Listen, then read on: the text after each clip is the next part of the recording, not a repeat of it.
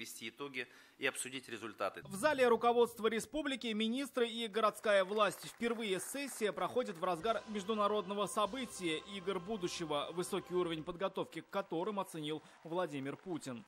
Уверен, наши гости в полной мере почувствуют наше гостеприимство и дружелюбие и донесут симпатию к России до своих соотечественников. В прошлом году Казань посетили больше 4 миллионов туристов. Это рекордная цифра. В это же время рекорд побила и рождаемость. В столице на свет появились больше 19 тысяч малышей. Это на 600 больше, чем годом ранее. Рекордной стала и средняя зарплата. Средняя заработная плата по крупным и средним предприятиям города за 11 месяцев 2023 года увеличилась на 18,5% и превысила 74 тысячи рублей. Заметно выросли и доходы от производимой в Казани продукции. Раис республики отмечает, это больше, чем в других городах России.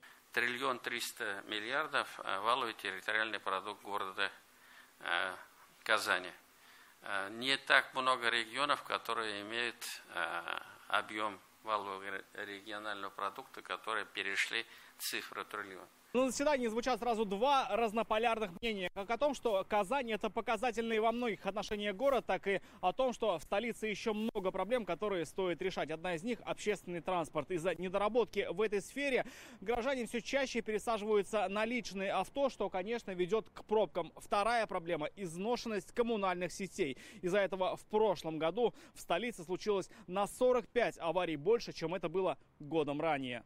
1200 аварий произошли в самых разных участках города. По словам Ильсура Медшина, большинство сетей, построенных в 30-е и 70-е годы прошлого века, их износ достиг 70%. Некоторые трубы вовсе из дерева и керамики. По подсчетам водоканала необходим ремонт на 53 миллиарда рублей. А с учетом модернизации сумма достигает рекордных 127 миллиардов. Еще 10 миллиардов нужно для поддержания работоспособности сетей. Собирают в 4,5 раза меньше. Уровень тарифа при этом должен быть в 4,5 раза выше относительно действующих.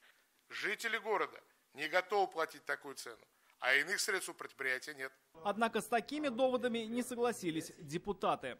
А как они это сделают, если вот 3 километра северного коллектора ремонтируют уже не первый год? Очень удобно, конечно, скрывать свою неэффективность за тарифной сеткой, эта проблема есть, и закрывать собственные проблемы, пробелы в работе за счет простых горожан. Ильсур Медшин обратился к Рустаму Минниханову с просьбой объявить 2025 годом модернизации коммунальной инфраструктуры, а в этом году поддержать Казань по включению в федеральную программу. Нам необходимо изыскать возможности федеральной программы модернизации, в них активно участвовать.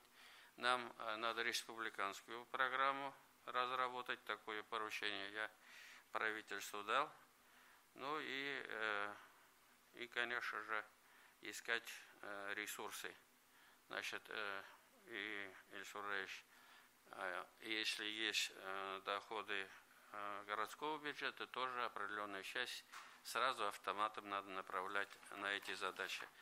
Я услышал, мы к этим вопросам будем готовиться. Также мэр города предложил создать отдельную программу по замене лифтов. Пока на эти работы уходит значительная часть денег на капремонт. В следующем году 40% от всей программы. Также Ильсур Медшин попросил увеличить строительство жилья по соципотеке. В этом году нужно около 3500 квартир. Запланировано только 1730. В рамках программы жилищные условия улучшают наши бюджетники, молодые семьи, семьи участников СВО и переселенцы из аварийного жилья.